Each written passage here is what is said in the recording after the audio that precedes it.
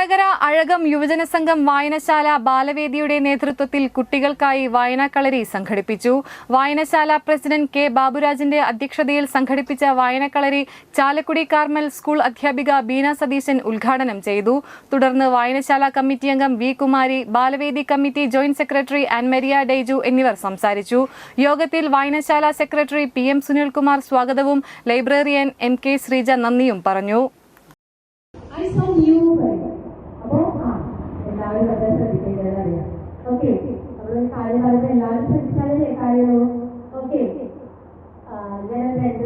പ്രാർത്ഥനയാണ് ഞങ്ങൾ സ്കൂളിൽ അടുത്ത് പാടിയുള്ള പ്രാർത്ഥനയാണ്.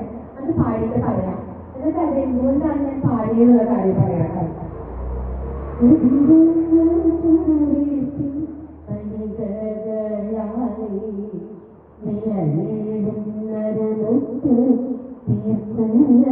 ശക്തി